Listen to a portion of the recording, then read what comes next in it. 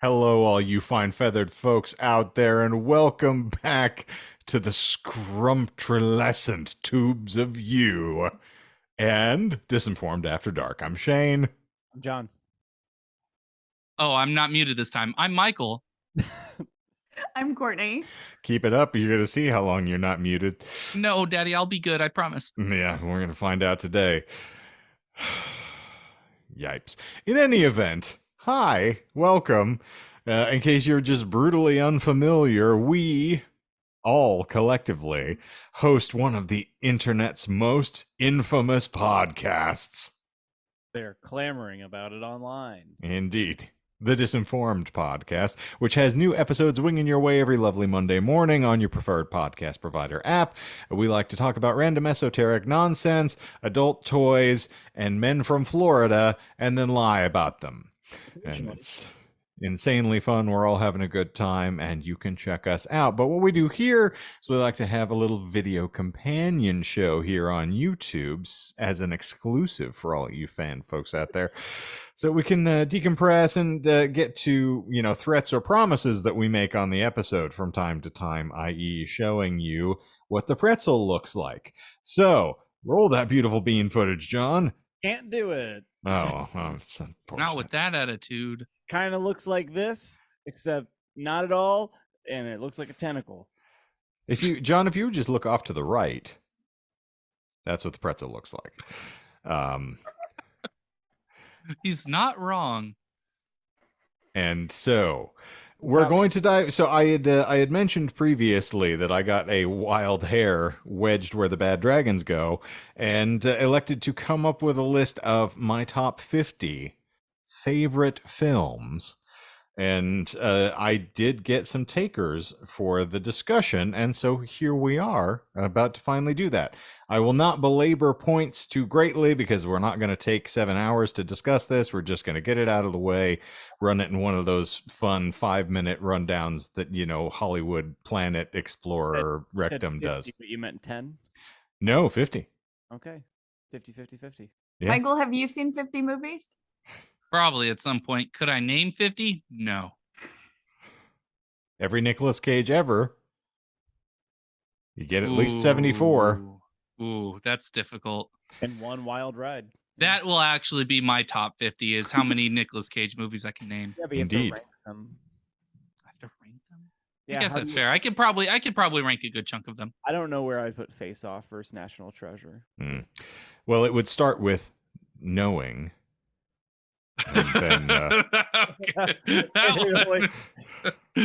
I'll agree where to start, Yeah, I mean, that one all time, movie of the century, hands down. I mean, first you'd have to, start with a little adaptation, and I would probably say Drive Angry. Matchstick Men, Weatherman, The Family Man, Leaving Las Vegas. That one Vegas I have not Wedding, seen. Honeymoon in Vegas. I have not seen Leaving Las Vegas. It's surprising. I should. It is one of the classic Nicolas Cage movies, and I haven't seen it. And you get to see Elizabeth Shue exposed. And for everybody who enjoyed The Karate Kid during their puberty, that was a delight. Well, shoot. So you had fun with that one, huh? Oh yes, several times, particularly The when there was rewind no one button. else at home. No. Yeah. In any event, moving on before Courtney actually retches on this show, please feel free to ask questions wherever you would like. But as we talked about previously on the episode, but we'll fill folks in here, this is not ranked in any way that we're trying to say that this is substantive or that there is any particular artistic value. This is just, for me, the things that I love intrinsically because they, have touched me or impacted me in a particular way, not because Elizabeth Shue was semi-nude. And so, I mean, indeed. So at number 50 with a bullet is just a delightful film and one that you should absolutely check out if you haven't already. Lock, Stock, and Two Smoking Barrels. once over for me. Beginning the Guy Ritchie oeuvre, as it were, and starring Sting for those playing the home game. Number 49, I wasn't initially doing comic book films, and then I finally, raised the rates a bit and got around to this. And so Iron Man is going to be included here, the progenitor that started the movement that has taken a nation by storm. Hellraiser comes in at number 48, absolutely needed to be included. Argo, the Ben Affleck fanfic there at number 47.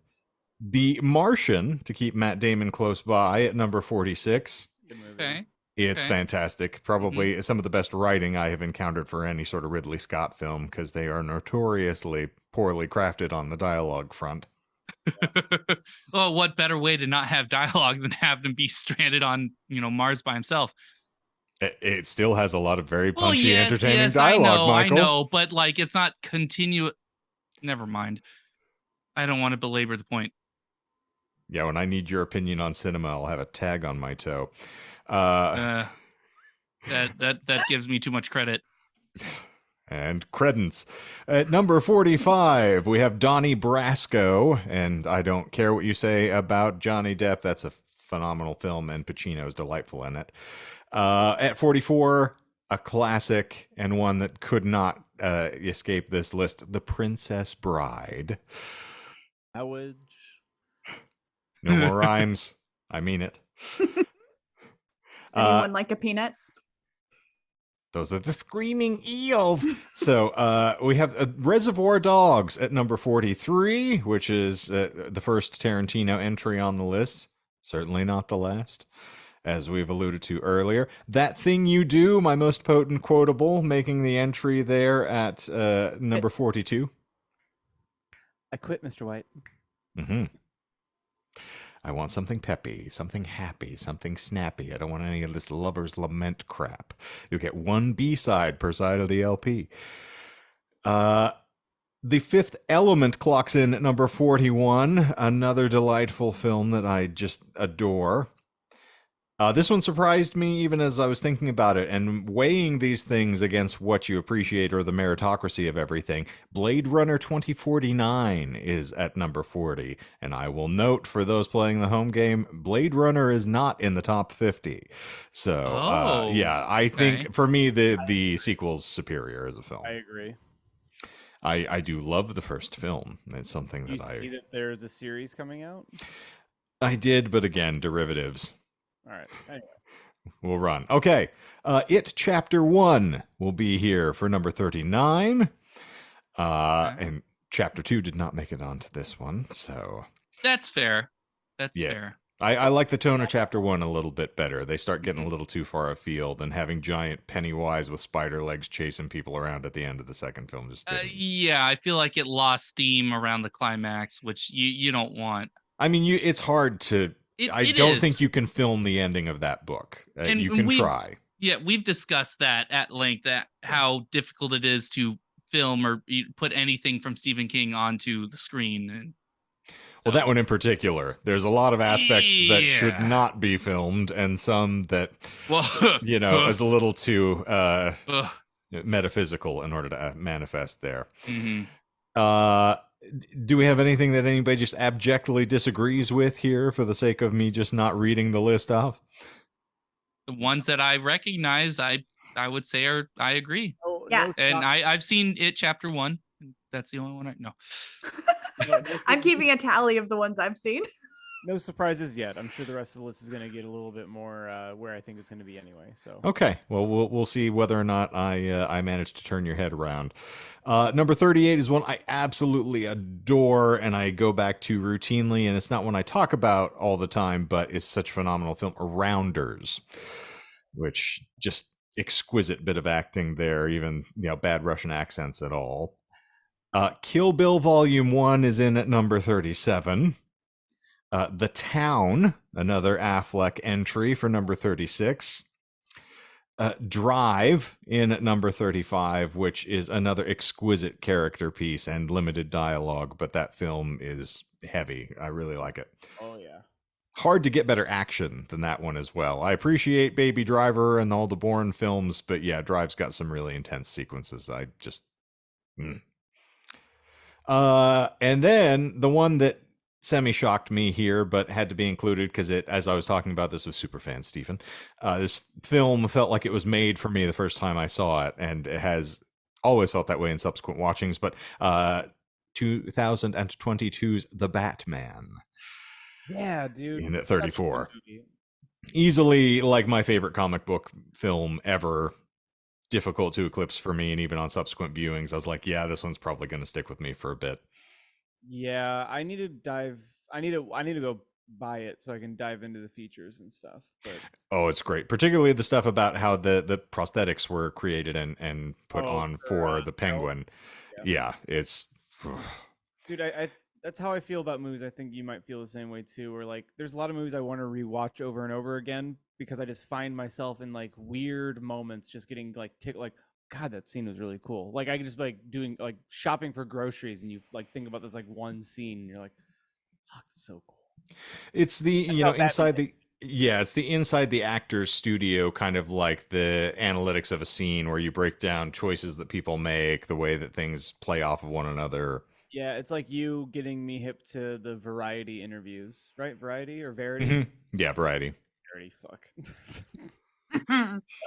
Dirty. Not that. Yeah. Anyway. And now staying in more contemporary material, number 33 is 2021's Dune. Another phenomenal film, obviously, one that I'm very attached to. Yeah. 32, one that I was hemming and hawing about the horror films that I would like to include here. This one is probably topping out as my favorite, and I think is the highest one I have ranked on the list. So yes, at 32, The Witch, which is still probably one of my faves, just really fantastic. Hey, it's the movie that I forgot that I watched really high with Courtney. True. Baby Jam. Lip. 31, a film that is practically based on my own life, High Fidelity. Such a good movie. Great source material, too, if you haven't read the books. Very entertaining. Number 30, and sparking again my joy and flirtation with another director, Tenet. Really wonderful. That's another movie that I don't... That's a movie that I'm happy to see in increments or like chapters. Like, do any of you have, or did any of you at any point have like a bedtime movie? Like a movie that you knew so well that like you could just throw it on and like you'd be like, oh, I'm good with just watching like the prologue or like the middle of this movie as I fall asleep. Like you just fast forward to those sections as you're... Inglourious Bastards was that for me, the opening sequence in particular. Tenet has a similar thing for me where like I feel like the middle is where things kind of like really pop off. Like once they actually like start exploring the inversion, what that means, like that's where it really digs its claws in. It does a really good job, I think, with pacing. But anyway, absolutely. That's a bedtime movie for me, but not in like a it sucks, but in a it's just very relaxing. Obviously, you don't start with the incursion at the opera house or them ripping his teeth out of his head. No, I mean I could, but no. Okay. See, that's so interesting that you have a movie that you're okay with watching piecemeal. I mean, granted, you have already seen it. Yes. I was like, yeah, John does everything piecemeal in case you're not hep to that. Well, yes, yeah, but sake of conversation. It's just so interesting to me because like I can't. It's very hard for me to pick up something that I've put down. That's why it takes me because I have very limited time to enjoy things. Same. And so when I want to enjoy something, I want to enjoy it in its entirety. That's why I've been starting to gravitate towards video games that I want a lot shorter, because when I was younger, I used to want video games that would last forever. Like, give me the Oblivions, give me the Skyrims, the ones that I can play for hundreds of hours and be fine. But now, given my limited time, I've spent, let's see, I've played 2 games on my PlayStation since February. I played Elden Ring, and that lasted me up until about July. And then I started playing Spider-Man. Yes, I beat it. Yeah, great game. Recommend it. Yada yada. Not my show right now. Let's not get off topic. What ending did you get? I did the waifu one. No, you did Ronnie's. No, the other waifu. The death one. I can't remember. Fia. Oh, Yeah. okay. Sick. Right on. Cool. Yeah, different one. because I'm a cheater and I read the endings, so because I know I'm only going to be able to play it once for a long time, so I want to get the ending that I would be most satisfied with, or the one that's a little bit more difficult. So I ended up falling for that one. But then I started playing Spider-Man. I'm still playing the 2018 Spider-Man game. I just got into the DLCs like last week, and I have replayed that Spider-Man game like 5 fucking times. It is so much fun to me. I mean, There's it's a our curse. great, yeah. Well, he already did that earlier, but I know that I won't be able to play it or play it again for a really long time, so I want to enjoy it as best I can, but I know that I can't sit down and 100% it. So I have to balance. So whenever I watch a movie, I want to enjoy it in its entirety so that I enjoy it and I don't have to try and remember what I watched. That's what also makes reading so difficult. So that whenever I pick up a book, because it's been several days, or even a week or two since I've read one, or since I've like picked up the book last, trying to remember it. And so there's a lot of inertia that goes into trying to catch up to what I remember. But I think also what he's talking about is repeat watching. Oh, I don't think he puts it on to go to sleep after he's like the first time he's seen it. So I'm like you and how you're describing like consuming something for the first time is that I'm a very like I want to consume it how it was intended to be consumed. I think that's what you're getting at, where it's like like I send whole albums to people and I'm like, yo, sit down front to back, no stops. And I know that's not realistic for most people, but that's like to your point. Like that's how it's intended to be listened to. That's how I want to enjoy it. And then from there, then I'll find like certain things to, hyperfixate on.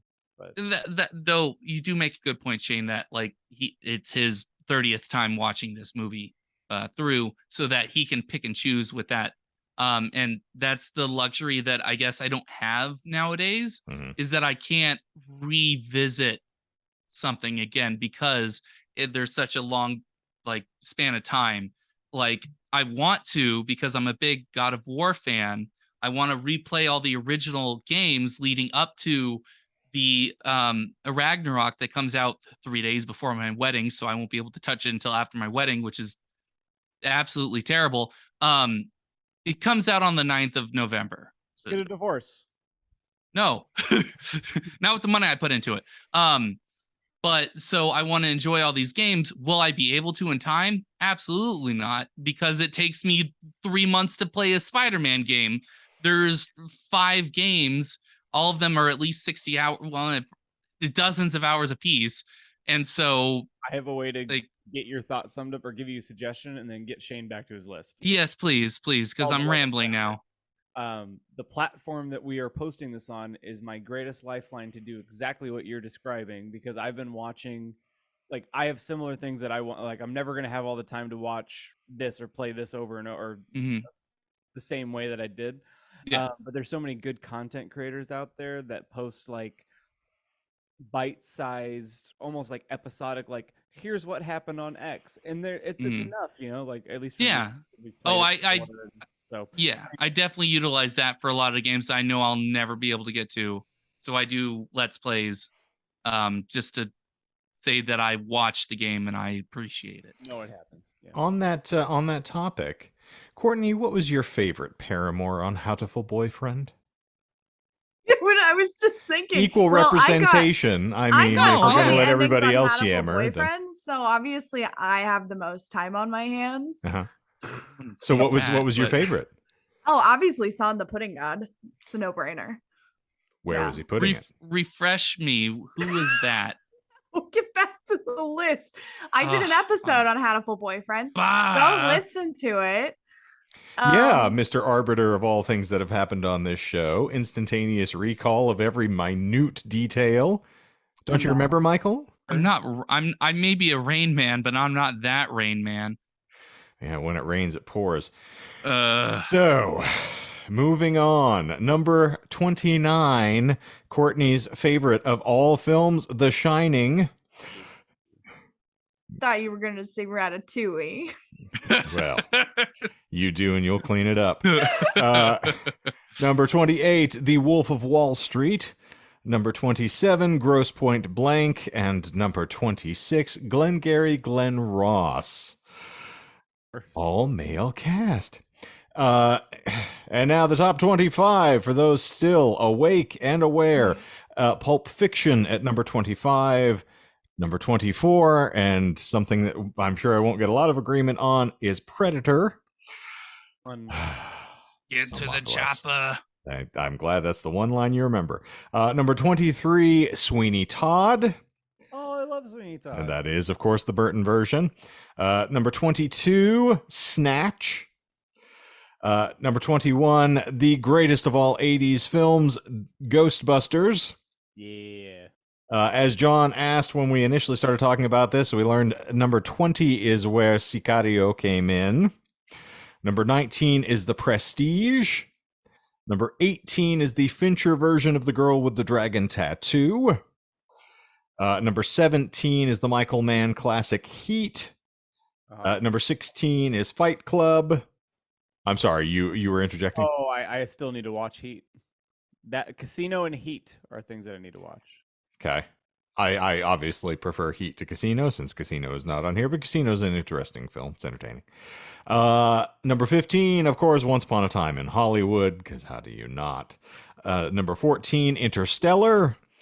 Number 13, The Big Lebowski. Number 12 is where Kill Bill Volume 2 sits for me. Yeah, that's a lot of fun. Number 11, and showing my obvious bias here, is yet another David Fincher film. This is where Zodiac landed, and yes, yeah, still one of the greatest films ever. And top 10 time. And John was waiting for this the entire time, so we'll be a little more intentioned about how we go into this. So did you you got what number 10 was previously? I did tell you. Do you happen to remember? I do not. Of course you don't. That would be where Inglorious Bastards lies. Then where is Hateful Eight? Well, that happens to be at number 9. Oh! Strangely enough, you would have thought it would have been number 8, but you would be wrong, because that is occupied by yet another David Fincher film, is where The Social Network landed. Oh, really? Huh. Infinitely watchable film. For sure. It's true. It is fantastic. Also, another one of those where the soundtrack is just an exquisite and integral part of it. Number 7 is where we find The Departed. And showing that I am still a Scorsese nut, but that film is just like candy for me. That is an immediate, like, I can just put that thing on and watch it regardless of the time of year, whatever my mental state, whatever I have been doing, will be doing. If that is on, I'm going to watch it. I have difficulties. Same, where you agree on that 100%. Yeah, it's phenomenal. And to me is Scorsese's best work. That's hands down for me. Don't care what anybody else says. Number 6 is No Country for Old Men. Okay. And such a brilliant bit of character work, and Anton Chigurh, probably one of the most watchable villains ever. Number 5 is Inception, and groundbreaking at its time, still a film I feel like has definitely still stood the test of time. Really cool concept, still incredibly entertaining, and the visual effects stand up. Oh, yeah. Because they're done practically. Number 4 is officially the what apparently I feel is the best Tarantino film, but I do say it requires an assist. And when I explain this, the reason that Django Unchained is my favorite Tarantino film is that I loved Christoph Waltz so immensely in Inglourious Bastards that I wanted to like him. I needed him to come back not as a villain. So the instant he showed up as a redeemable character that you could have an affinity for and that affection, that immediately put me over the top. So I was primed to love Django the first time I saw it. Technically, like, I've probably watched The Hateful Eight more than I have watched Django, which is a feat. But do you watch the extended version? Yes. Okay. I do have the patience for those sorts of things, but that was one, particularly during the pandemic, that was Melissa would always like, are you watching The Hateful Eight again? I was like, I just put it on in the background when I'm doing other things. I'd be playing Red Dead and I would just have The Hateful Eight on a loop. So it's one of those things that I can just I enjoy hearing the dialogue. Tickles me. And now we've whittled down pretty significantly, so John knows me. So we're gonna make this a little game. John, what do you think is number 3? Still trying to catalog everything that was. I know it's tough, isn't it? I think I know one of them in the top 3. Well, that's been a pretty safe bet. Courtney, take your stab. 7 is going to be in the top 3. Yeah, 7 has to be in there. Yeah, I'm going 7. I'm doubling down on 7. Inside Llewyn Davis. That one did not make the top 25. It didn't make the top 50. It would probably be in the top 100. We haven't touched there's not a Kevin Smith on there yet, is there? There is not a Kevin Smith on there. Strange thing about that, Kevin Smith and I think are not as I don't have the fondness for it. Like Dogma was in contention as I was compiling the list, and it just kept sliding down. And I love that is probably still my favorite Kevin Smith movie, in spite of the fact I sang Chasing Amy for a long time. But Alien. Well, we've ferreted out, but no, that is not number 3. You've mentioned before that you and Kevin Smith are kind of having a little bit of a tiff recently. I wouldn't say that. I just think that not that there's like anything heated. It's just you haven't been on talking terms. Yeah, he stopped taking my phone calls like exactly. Ben Affleck. He froze me out of his life. No, I reach a point where some of the jokes don't land the way they used to, and after the 18th time, some of that stuff just languishes. So number 3 is Ex Machina. Oh, damn it. I know. Yeah, gum. That's one of Becky's all-time favorite movies too. Yeah, that one is absolutely one that I had on repeat for a long time, and thankfully that was before my relationship with Melissa started, because I can watch her cringe immediately when she walks in and sees that it's on. But for me, like, that one is so exquisitely well paced, and it just gives you enough thread as the thing is unfolding that you're invested from the word go all the way to the end. And regardless of knowing what the twist is by the time you get finished, it's still one of those where I don't care anymore. I just love watching the process. It's like baking a cake. Every little ingredient that goes in has to be intentional, and otherwise stuff starts to go awry. So the balance is really perfectly maintained for that film. So number 2, of course, then is, as we've alluded to, that would be Alien. And that one, for some reason, I am extraordinarily attached to it. It really impacted me immensely the first time I saw it, and that is a comfort movie of just throw it on in the background so I have my fun little happenings. And 7 is still the top spot after years and years and years. I've read books about it. I have watched it on repeat for days, and there are still details about that film that pop up every single time I see it. Like there's something new, which is extraordinary. It's just you can twist it any direction, and there is still going to be something. And Fincher is, as a director, from starting with production and being aware that set dressing is really integral to how you set a scene, is very evident in that movie, because there is just a little tiny detail in every shot that gives you something different about the context of the film, about who the characters are and what's happening in the scene. It's extraordinary. You can break it down shot by shot. People say that about Hitchcock. I'm a Fincher person for that specifically, because he's extraordinary with that. And that, friends, is my hand wringing. But it was something I did to amuse myself. So I thank you all for indulging me for running through that. I look forward to hearing what John's list is, since I know that the other 2 of you don't seem like you're going to be takers here. Rude. I feel like I can at least give a top 10. And when I do have that, I will explain my rationale behind it, because I don't like watching really good movies more than once. But I love watching absolute trash movies more than once. This is why America is how it is today. Like, you're part of the problem. I won't disagree. But have you watched Velocipaster yet? I think I've seen. I can't. I've seen bits and pieces of it. I can't remember if I've sat down. I also don't know where I can find it, And that's one of the difficult things with finding a lot of these niche, terrible films. If it's not easily accessible, I will not be able to find it, especially to like nowadays. I used to be a lot more of a hacker, and I had ability to get, I hit my desk, to get videos and stuff, not in the most legal means, but I don't do that Just anymore. incriminate yourself. Yeah. My friends on the internet showed me how to get access to bad torrent movies. So scared that he's gonna like the movie too much and he'll never be able to watch it again. I mean, That's if you can find it, if you can find it on a way that I can easily procure it, I will watch it. Amazon Prime. Do I have to pay for it? Oh, it's on Amazon Prime? Okay. All right. Yeah. Okay. Then I will try and watch it. And I'm gonna break Shane's heart. I've seen 12 of your 50. I mean, I'm not one of those people who is either pompous or misinformed enough to believe that my taste is universal. I also don't think that anybody has to agree. I have always kind of held this whole concept that everything is for me and me alone.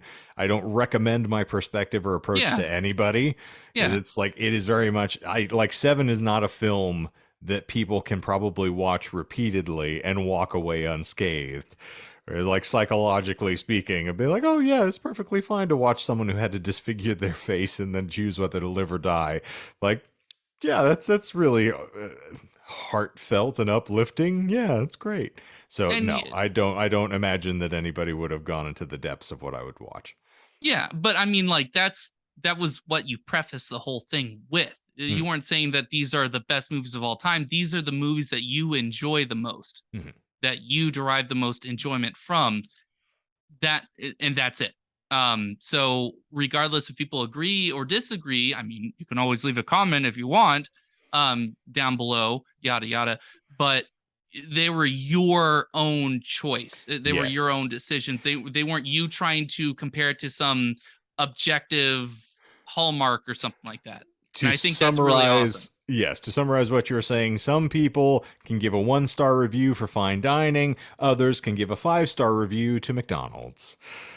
Exactly. But you're all being fed in one way or another, including the trolls. So I look forward to seeing those comments. But I also look forward to seeing all of the Disney films you're going to talk about, Courtney. All right, well, I think that is going to finally wrap us up here. So thank you all for taking some time to hang out with us. Thank you, John, for making a very notable appearance here on the Tubes of View. Like a flower that the night blooming cirrus of the podcast is Mr. John here. So, of course, there are new episodes of our podcast winging your way every lovely Monday morning, so please go check those out. And if you enjoy our content here, there are ways that you can indicate it, and Michael will learn ya. Smash that like button, ring the bell, hit subscribe, type in something random in the comments. By all means, do it. You like what he said, you didn't like what he said, you have no opinion, you don't even know what movies he talked about, write it down below. Come on, do it. We're here. Set phasers to engage, because I like throwing that out there from time to time. Yeah, red shirt. Michael, I'm also gonna critique you a little bit because you're getting a little pedestrian on your smash that like button. You're just flopping it over like a dead fish. It's because I am days. incredibly sweaty and I don't want people seeing my sweat stains. If you really want to know, prove it. There you go. Oh. So yeah, I avoided that for my own self-conscious whatever. So now I get to have anxiety about that. Here's where I make Courtney face for about 45 seconds. Oh, I thought you were going to be more like dead inside. That is the face I make. That's so funny. If I had $1 every time I saw that while going through and editing shorts the last couple of episodes. All the sponsors. We already talked about the Bad Dragons this week. We don't need to get any further down. All right. There's a link in the show notes that'll take you to all of our relevant socials if you want to explore further and find all those faces that Courtney makes. You can see many of them here on the Tubes of You with Michael Shorts. But otherwise, we appreciate you, we love you, and since I haven't done it in a while, I hope something great happens to you today. So for Disinformed After Dark this De Niro week, since that's the face we're making, I have nipples, Greg. Can you milk me?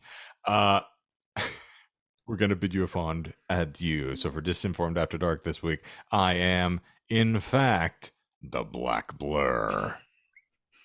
I'm Timothy Lone Cactus. I'm a disappointment. And I'm the poor. Poor? It gets me every time. I am the pure. Pepe Le Pure. Pepe Le Pure. Pepe Le Pure. Your eyes, your whiskers. I wish them because I cannot afford them. Zippity poop. Zippity poop, I'm out of here.